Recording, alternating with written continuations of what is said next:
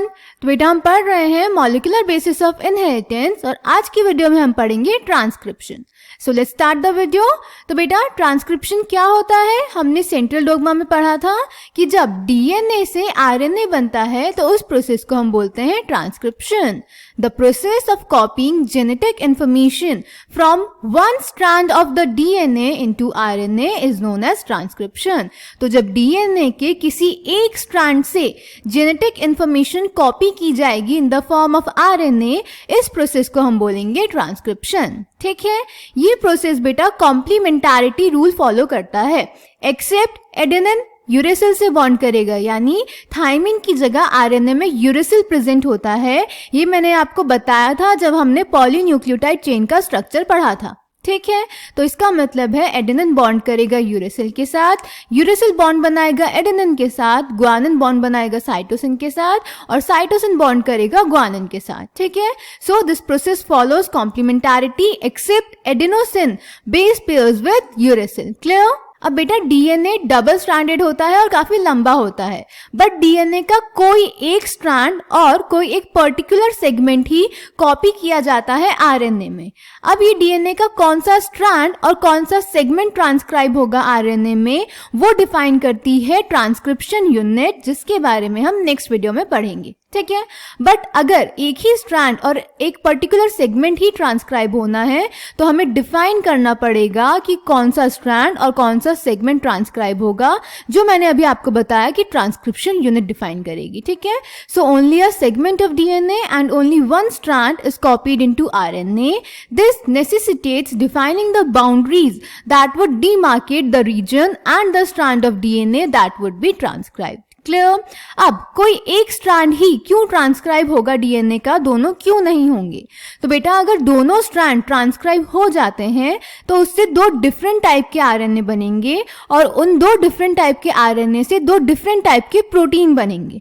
इसको समझ लेते हैं थोड़ा।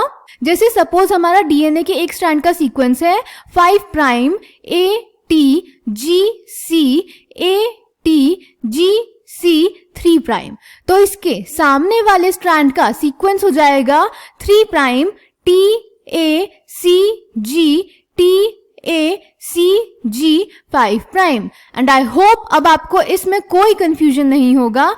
5 प्राइम एंड के सामने हमेशा 3 प्राइम एंड होता है क्योंकि डीएनए के दोनों स्ट्रैंड्स एंटी पैरेलल होते हैं।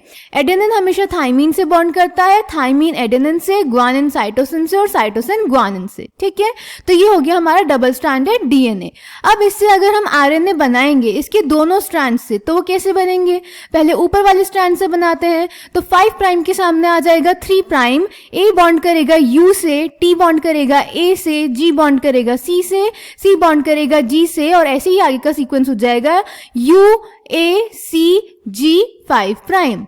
अब ऐसे ही नीचे वाले स्ट्रैंड से बना देते हैं आरएनए, तो वो बन जाएगा 5 प्राइम AUGC AUGC 3 प्राइम। ठीक है, तो ये बन जाएंगे हमारे दो आरएनए। अब इन दोनों आरएनए में डिफरेंट टाइप के जेनेटिक कोड प्रेजेंट होंगे जो डिफरेंट टाइप के अमीनो एसिड के लिए कोड करेंगे, जिनसे डिफरेंट टाइप ऑफ प्रोटीन बनेंगे।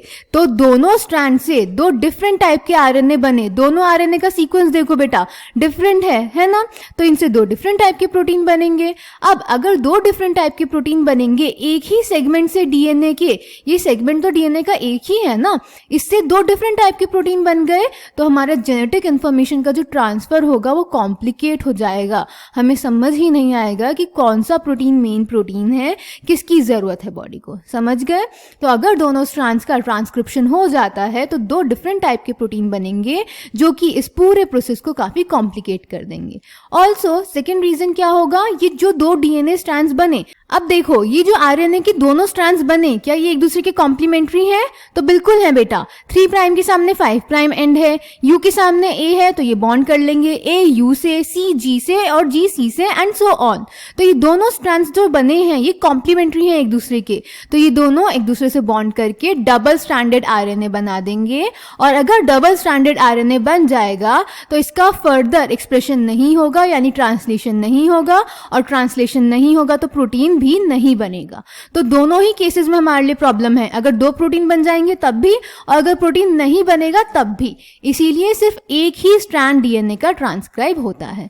क्लियर? चलिए अब इसको एनसीईआरटी से देख लेते हैं बेटा। The process of copying genetic information from one strand of the DNA into RNA is termed as transcription. ध्यान से याद करेंगे डेफिनेशन कि डीएनए के एक स्ट्रैंड से जेनेटिक इंफॉर्मेशन के कॉपी होने को आरएनए में हम बोलते हैं ट्रांसक्रिप्शन। ठीक है। Here also the principle of complementarity governs the process of transcription, except the adenosine complements now forms base pair with uracil instead of thymine। ठीक है। आरएनए में जो नाइट्रोजनस बेसेस होते हैं वो होते हैं adenine, guanine, cytosine and uracil, जबकि डीएनए में होते हैं adenine, guanine, cytosine and thymine. However, unlike in the process of replication, which once set in, the total DNA of an organism gets duplicated. In transcription, only a segment of DNA and only one of the strands is copied into RNA. DNA replication जब हमने पढ़ा था तो पूरा का पूरा DNA duplicate हो जाता है, बट ट्रांसक्रिप्शन में कोई एक स्ट्रैंड DNA का और कोई पर्टिकुलर सेगमेंट ही ट्रांसक्राइब होगा।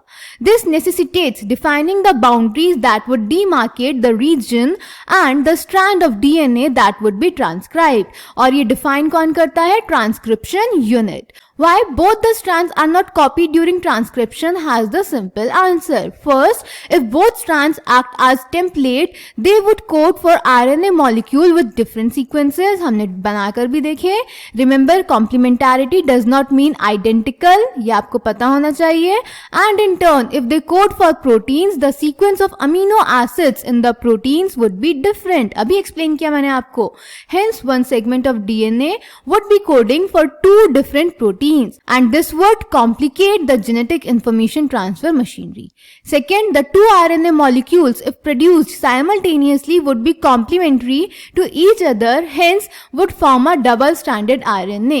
This would prevent RNA from being translated into protein, and the exercise of transcription would become a futile one, wasteful. ठीक है, तो ये था बेटा ट्रांसक्रिप्शन का इंट्रोडक्शन।